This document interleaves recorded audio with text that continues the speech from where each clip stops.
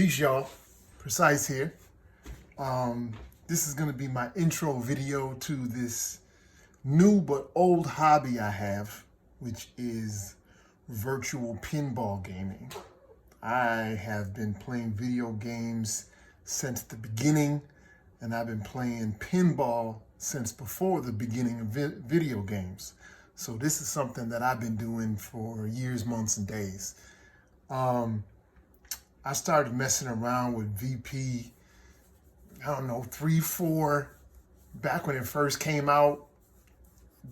Played a few tables, and I was in it for a little while on my laptop, but I didn't stay with it. It wasn't anything that I was super concerned with at that point. And considering that life comes at you fast, I soon found myself involved with more life things than play stuff. So I didn't stick with the pinball at that point. But then I got back into retro video gaming over the holiday season of 2022. Was able to secure 2 different machines, and that got me back into the retro video gaming.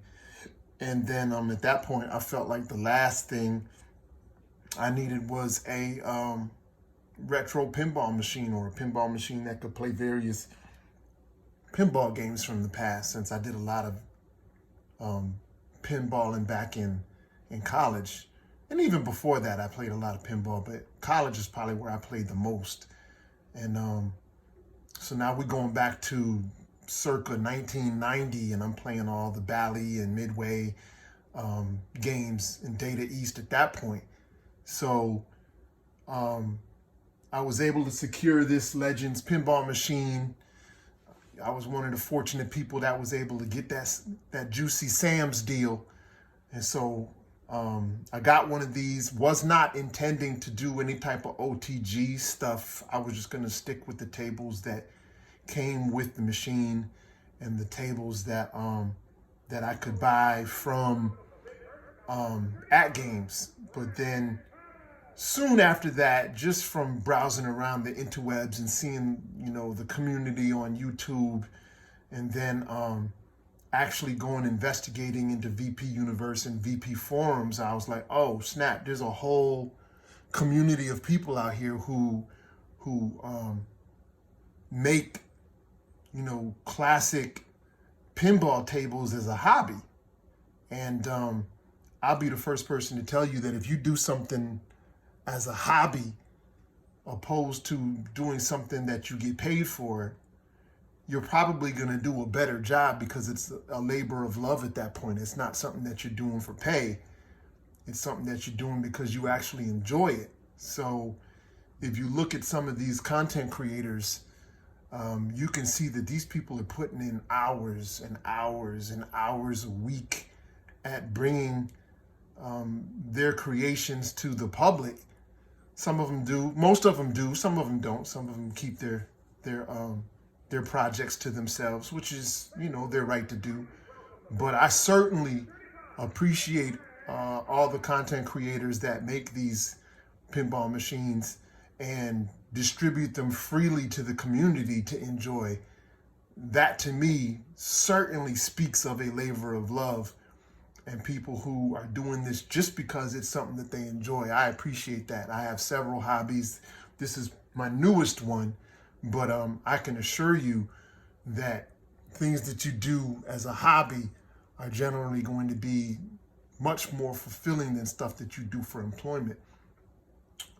Quick note, when I was in high school, I was a computer geek, and I enjoyed doing the computer thing, but I enjoyed doing it as a hobby. And it wasn't until I took my first computer class that I recognized that trying to make a living in computer science or computer engineering or something along those lines just was not for me. It just wasn't something that I was ever going to love the same way I did with tinkering around with computing.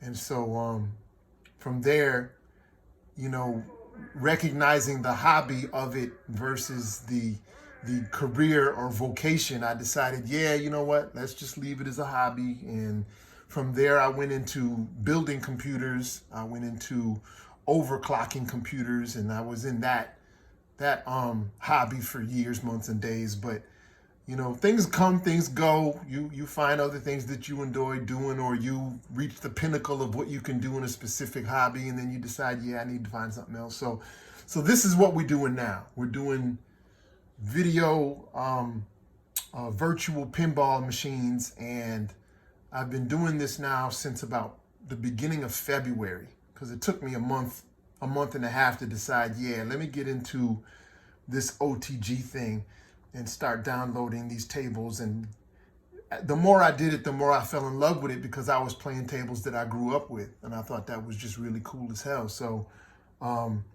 here we are. The first set of tables that I'm going to do are tables that include people of color and people who are of diverse backgrounds, because one thing that I noticed pretty quickly once I got into this deep was that there just wasn't a ton of representation. So I'm sorting through all of this stuff, trying to find faces and people who look like me with very little luck. So culturally, I don't see a ton of representation for people like me. I'm a person who does house music, hip hop, R&B, and for the most part within this hobby, you know, you're going to be limited to mostly rock music.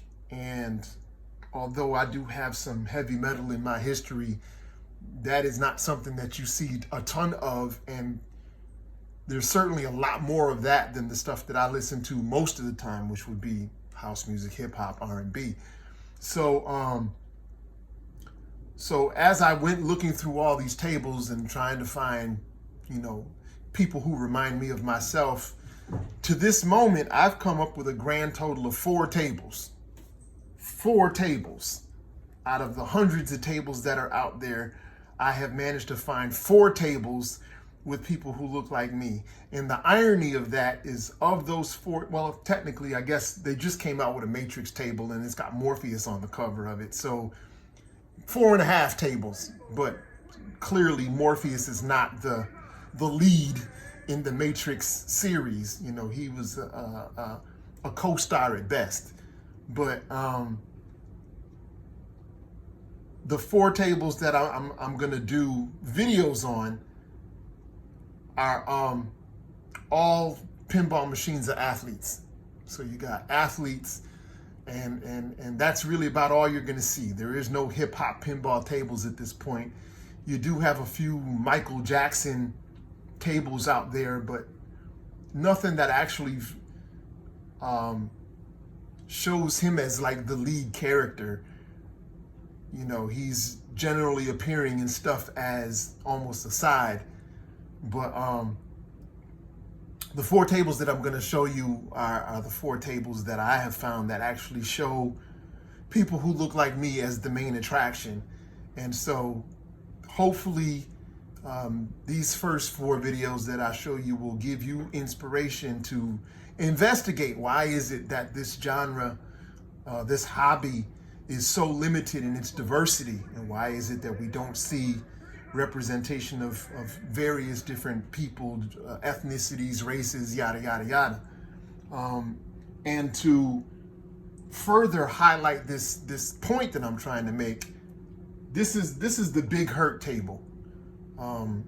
Some of y'all probably remember Frank Thomas. I was a person who watched Frank Thomas because back in them days when he was really, really hot, which was circa early 90s, I had WGN cable, and so they used to broadcast the White Sox games. So I had a chance to watch Frank Thomas play, and you know, to say that he was one of the greats is not really saying much of anything. It's very clear that he was one of the greats. He's a Hall of Famer. He's got various records, won all kinds of titles. Don't remember if he actually ever won a Major League Baseball, a World Series title, but I know he won various MVPs, hitting titles and such. He might have won 1 World Series. I know towards the end of his career, the White Sox was pretty good, and I don't remember whether he was still with them or not. But this table right here, which is actually a pretty fun table, again, to illustrate the lack of diversity, I had issues finding this back glass because none of the people who generally make back glasses for these tables made one for the Big Hurt pinball table. So I'm gonna give a shout out to Stat for making this back glass so that I can have a back glass on this table. And as you can see, it's a really nice looking back glass. It's got Frank Thomas doing his thing. It's got the lights flashing, which I think is pretty nice. So again, shout out to Stat for making this back glass. And for all the rest of the people out there who do this, it's like, you know, you have to ask yourself, why didn't you make one?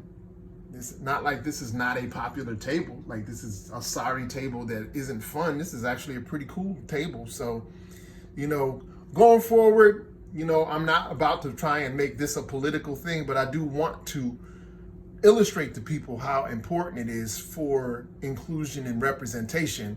And me being a conscious Black man, I'll be the first person to tell you that, you know, when I see people who look like me in a hobby like this, you know, that gives me a sense of satisfaction, especially when you consider how in sports, I mean, yo, we're out there in huge numbers, and if it wasn't for us being included, sports would not be what it is today. So I'm glad they got us covered in the sports section, at least a little bit, but yo, come on now, we got all kinds of hip hop groups out there that are making all kinds of noise and have been doing stuff for years. And some of them have actually already retired. That's how far back this goes. And yet we don't have not one Wu-Tang table, no Biggie table. You know, none of these tables have ever been created. I guess no one finds any interest in doing it. And I'm like, wow, that's pretty sad that, you know, of all of the quote unquote rappers, and I hate that word because they're not rappers, they're MCs, but of all of the MCs out there who they could have made a table for, the only one that I've ever seen is one for Eminem. Okay, and if you know who he is, then enough said. Eminem doesn't look like me, and by no means is he a patriarch in hip hop, but yet he got a table. So, you know, going forward, something for y'all to think about in terms of this whole inclusion and representation thing.